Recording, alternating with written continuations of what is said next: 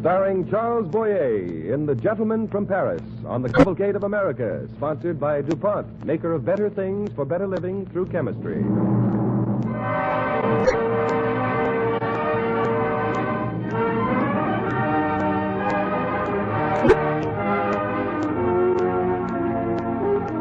Ladies and gentlemen, a few days ago, Winston Churchill stood before a joint session of the Congress of the United States and declared that the New World stands as a beacon of hope to the exhausted peoples of the Old World. He was not the first European to say this. Our play tonight concerns the man who was the first to say it, and in his time he too was a symbol of liberty for two worlds.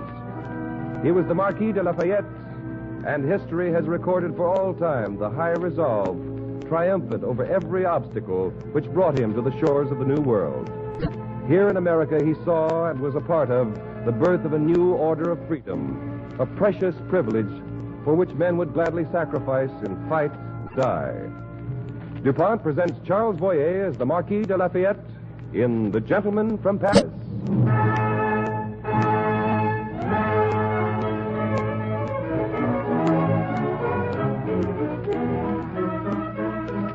Versailles, the year 1776, the Imperial Court of France.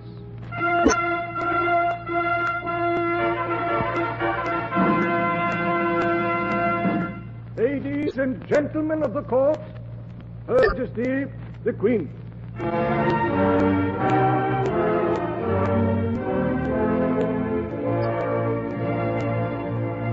Pray be at your ease, ladies, gentlemen.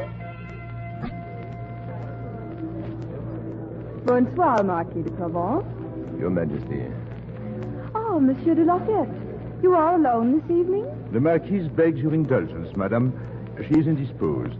And so is His Majesty. Therefore, you will be my escort this evening. I am honored. Tell me, Lafayette, how goes your present rebellion in America? My rebellion, your Majesty? You see, Monsieur de Provence, the Marquis has no interest in it whatsoever. Perhaps I have been misinformed, Your Majesty. Not entirely, Monsieur de Provence. I did not say I had no interest in the Americans, Your Majesty. Indeed, my interest is considerable. Ah, then tell me, Marquis, what sort of men are these colonials? Oh, I know little of the man, madame, but the idea... Idea? What idea? Why, the idea of freedom, of equality among men. Oh, Lafayette, I fear you're one of those Republicans who would send your poor king and queen off to the provinces and have some sort of a dictator from the rabble. Your Majesty well knows my affection for herself and for the king. Besides, it is no dictator the Americans desire. Oh, then what is it? That is only to have a share in governing themselves and a voice in choosing who shall govern them. Do you really believe, my de Lafayette, that peasants and artisans are capable of governing? If they wish it. And I could learn, slowly perhaps. Oh, what a weight off our poor shoulders if the people really could take care of some of this tedious detail. Indeed, Your Majesty, it would relieve you of much responsibility and care, and think of the joy of your people. It will amuse us to see how your Americans succeed in this, Lafayette. Certainly, I cannot blame them for trying, living under that perfectly mad English king. Tell me, is it true he often fancies himself a foxhound? I have heard worse than that, madame. At least he is not mad enough to tolerate treason among his subjects. Please, Monsieur de Provence, this talk has not been serious. Pray do not be more royal than the king. Lafayette, you, for example, have large estates. Hundreds of serfs and peasants who bring you revenue. Yes? What would become of you if this rebel were not kept in check? I sometimes wonder. Then I will tell you. They would hang you to the nearest oak tree. Not if I joined with them. Join with them? Yes, if they sought liberty and freedom. Then either you deceive yourself or you lie to us. Really, gentlemen? Did I understand you to say, I lie, monsieur? You did. Monsieur. Monsieur de Lafayette, it is a long time since a member of the court has been struck in the presence of the Queen. I suggest that you return to your estates until your temper shows improvement. I beg that you allow him to remain, at least until my seconds are... There is no objection to their calling at my estate. My most sincere apologies, Your Majesty. Good day. Lafayette? Lafayette, speak with me outside. Well, you're in a fine mess now, my young Hotspur. Well, why did he provoke me? Why? You think this business of a rebellion against a European king is merely a matter for polite conversation? But I meant no insult. Why should it not be a matter for talk? Because if the Americans succeed, every king in Christendom will tremble for his crown. Every nobleman in France will fear for his money and his life. Are you serious, DeKalb? I've never been more serious. But what do you know of these Americans? I know that they're fighting, and they're fighting for the greatest ideal since Christianity. They believe that all men are created equal, have equal rights to what they themselves create with their sweat and blood. And if the Americans win? Yes, if they win. They need money and officers. It's like a dream, DeKalb. It is as though I were seeing a vision for the first time. A vision of something brave and noble and enduring that men will die for. Lafayette, would you? Yes. By all that I hold sacred, yes, I would.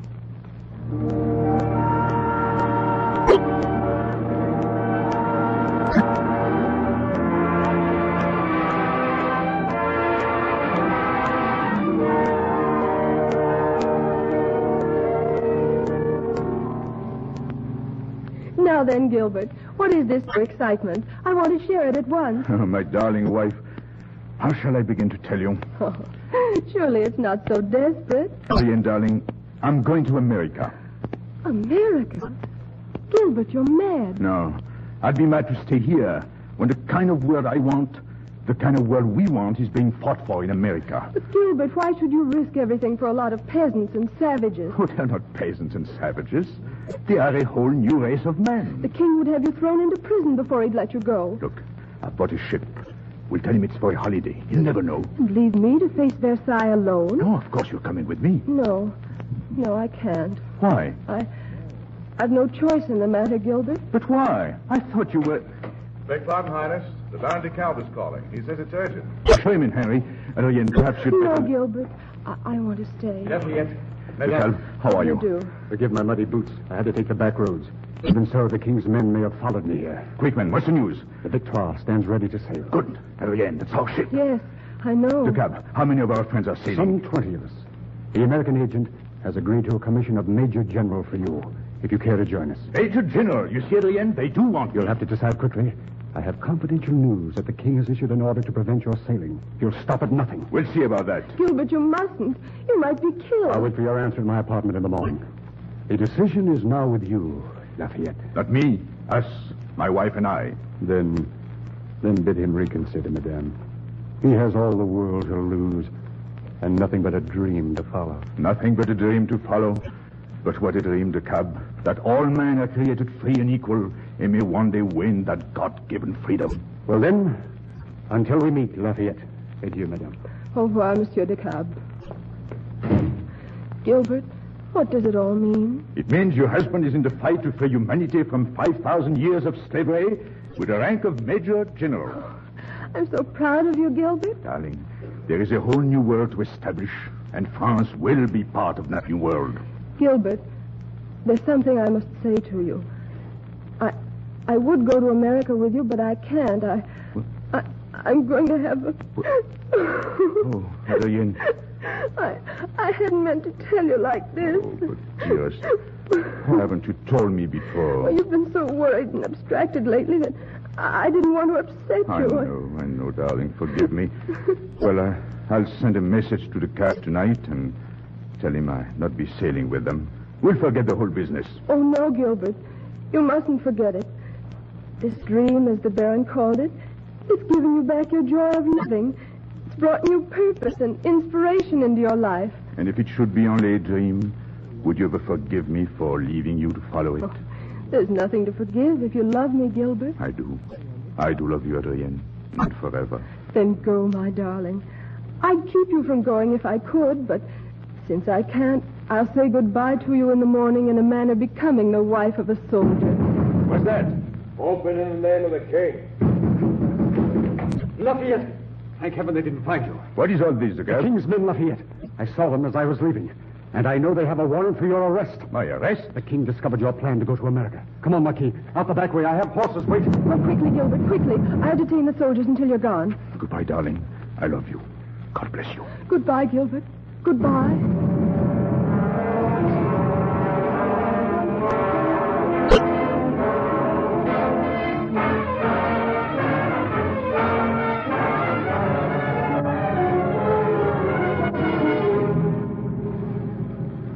Bonsoir, monsieur. Bonsoir. You wish lodging for the night? Why, no. Well, that is my friend here. He's in bad shape. He's a servant under bond to the Duke of Provence. Now, if he can get to Spain, he'll be free. What's your name, bondsman? Noailles. Ferdinand Noailles. Follow me, monsieur. I know a safe place, and I'll fetch you a suit of my brother's clothes. Anyone would recognize the Marquis de Lafayette in those. What? You know me? All France knows you, Highness, and wishes you a safe voyage to America.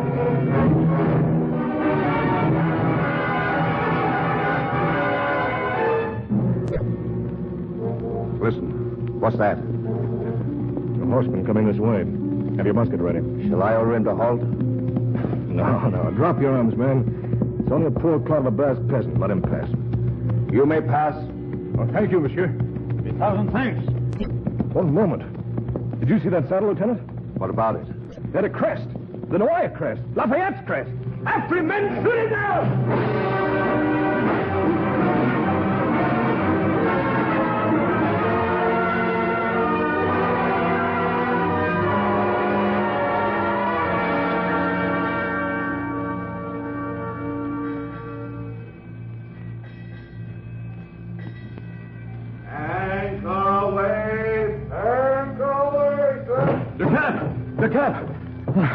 Barely made it. Lafayette, you're here at last. We'd given you up for lost. We were near to sailing without you. For shame. You would disappoint our commander-in-chief? Here's some hot rum, man. Thanks. Let's drink to our commander-in-chief, General Washington. To General Washington.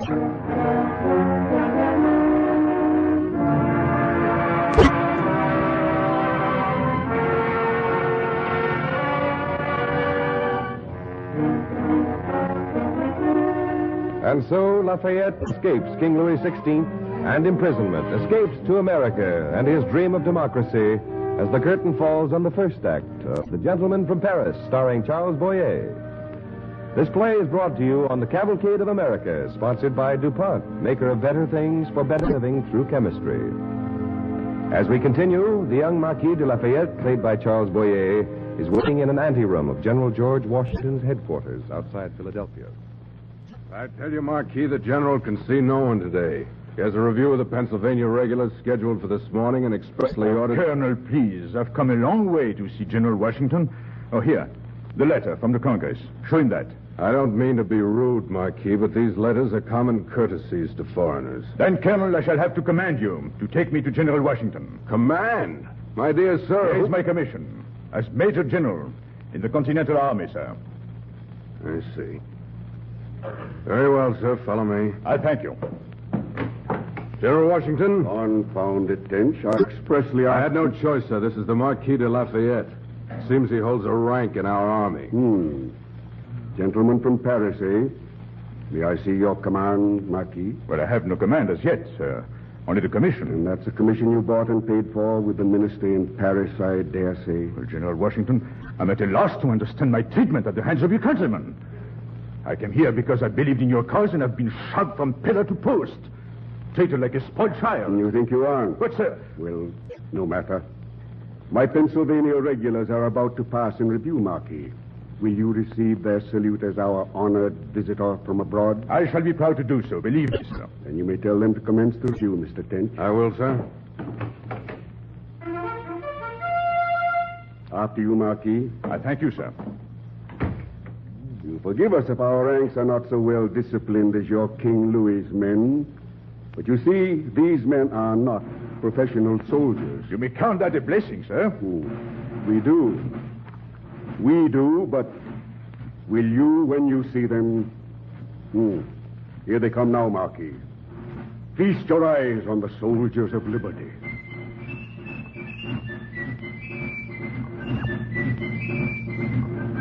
But these are civilians, General Washington. Do the soldiers come later? These are the soldiers, Marquis. Soldiers? Many of them have no uniforms. Some of them have no boots. Such is the army of freedom, Marquis. Return the salute. Yes, I hardly know how. I thought as much.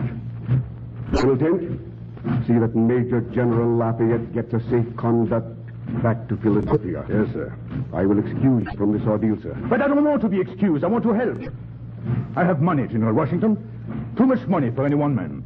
I'll give half of it to see these men in proper boots and uniforms. Marquis de Lafayette, you cannot buy your way into this army. These men fight for something you would not understand. Oh, there is a winter ahead. They'll need warm clothing. Well, see the quartermaster about that, Marquis. I have no further time for you. Good day, sir. I'll see you to your carriage, Marquis. Oh, all right. Very well, Colonel. Good day, General Washington. This way, Marquis.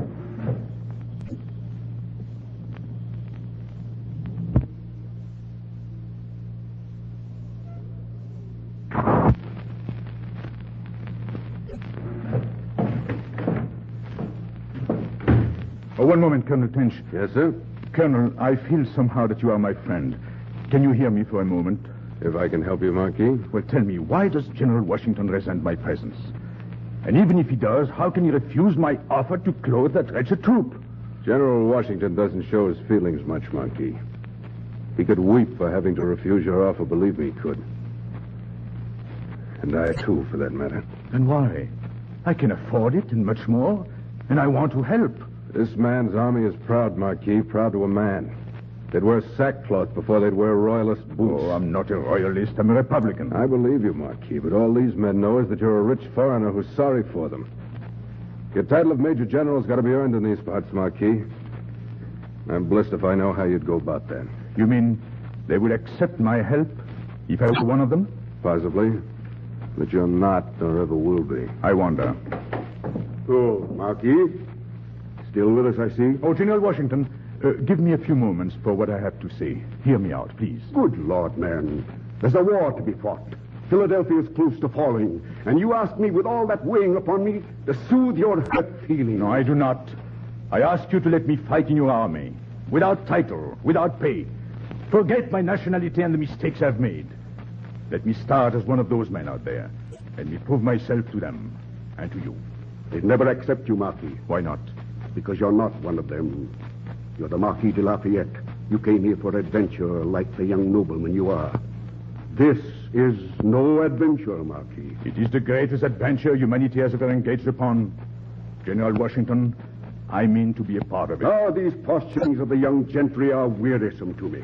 General Washington, when I returned to France, I returned to prison, for I came here against the king's command. I left a wife in France, a wife whom I love more dearly than anything on this earth. Left her with child to come here because I thought this freedom you're fighting for is more than any one man's happiness. I never believe it, too. If I've done all this in vain, I'm afraid this love will never be the same again. I loved that way once. Long time ago. You've hit me where it hurts most, Lafayette. It's either your uncanny French cleverness or else... Well, there's hope for you, my boy. Then you will give me a chance to prove myself? We engage the enemy tomorrow at Brandywine Creek. Ride out with me at dawn. Mayhap there'll be a job to do.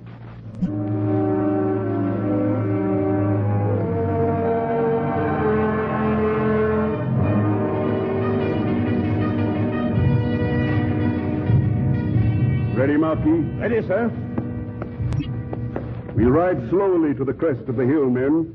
There may be cause to spare our mounts. Yes, sir. All right, boy, up. You're fit enough, Marquis. Ah, these Pennsylvania hills, with the sun of morning on them. What a beautiful country, sir. And treacherous when the snow falls. You've never known such cold in France as we know here when the wind blows from the wilderness. Ah, the air is clear and sharp, General Washington. Good air, fresh air for your child of liberty to grow up in. Here's the crest. Draw up for a moment, Marquis. Company, halt! Company, halt! There's Sullivan's troops ahead there. And that's Chad's ford there. The main enemy wedge will come through there. I take it now, sir. Our men are falling before they can engage them. It's the barrage. They're beginning to outflank us. Lines are scattering, sir. Take command of this troop, Lafayette. You will be in reserve to support the right flank. I'll wait here for tension. Yes, sir. Company, forward!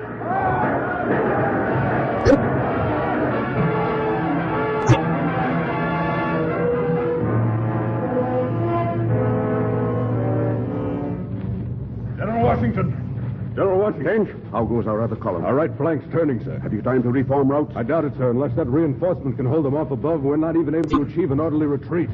Everything depends now on that reinforcement. Good Lord in heaven. What is it? What's the trouble, sir? I sent that young fool, that Frenchman, to command that column. He's leading them right enough, sir. Have a look through this glass. By gad, he is. Tench, we found a real soldier. The enemy's paying for every foot they advance, sir. But he's a fool, riding so far ahead of the troops. Why, he'll be killed. He must bear a charmed life, sir. He's slashing at their forward men with a saber now. Tench, our flank has reformed its ranks. Oh, if Lafayette can only hold them off for a moment longer. But, General, look, sir. What is it? What is it, Tench? The Marquis is wounded. He must have been wounded at the outset. His saddle is sopping with blood, and the whole flank of his horse is stained bright red. Come on, Tench. Let's go out and help him.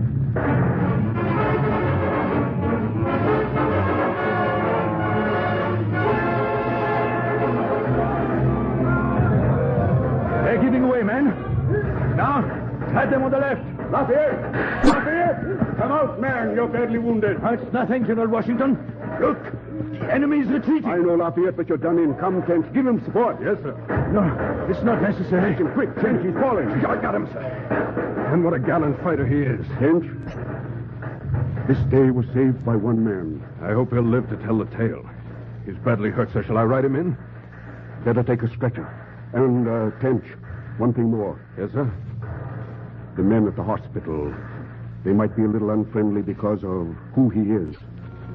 Tell them he's to be treated as if he were my own son.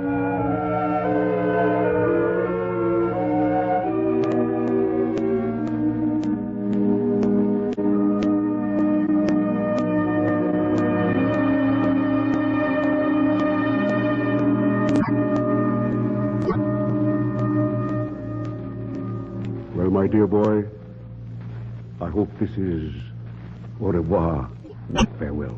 It is not farewell, sir. I go back to France with good reason. I know you do. That young wife of yours. How I should like to meet her. She could not love you more for meeting you, sir. You had a letter since I saw you. Yes, I have. May I read it to you? Why, by all means, by all means. What it says, darling, our little son is 6 months old now. I know you will be glad to know he was christened yesterday. I named him for our adopted father.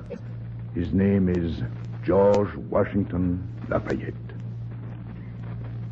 My boy, if you knew what this means to me.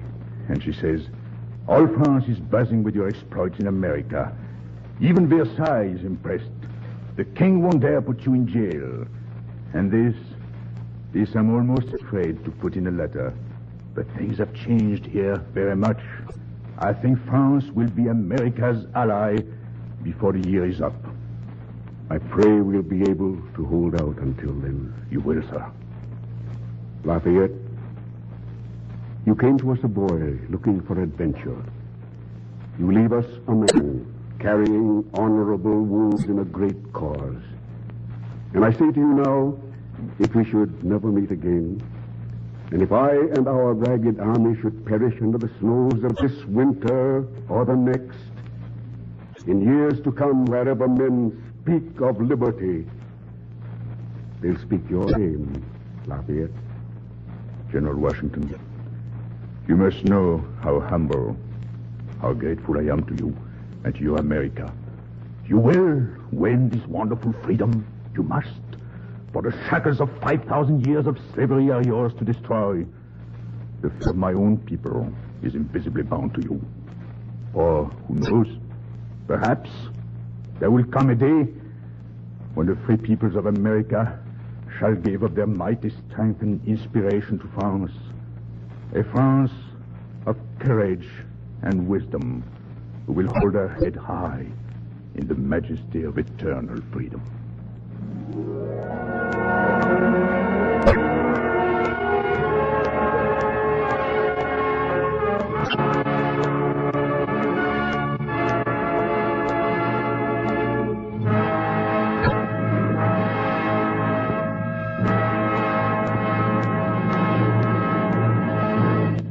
And now, tonight's star, Charles Boyer. Thank you, Mr. Houston. I hardly need to tell you the emotions I have felt in playing the role of Lafayette on your Cavalcade of America. That same feeling was shown, I think, Mr. Boyer, when the president just recently renamed the liner Normandy the Lafayette. Exactly. That is why, in portraying Lafayette tonight on the Cavalcade of America, I felt that France was speaking to America again. Oh, not merely the echo of history, but the voice of a nation which will again be liberated someday to fulfill Lafayette's pledge of human freedom and to live again in the glorious tradition of American democracy. Thank you, Mr. Boyer.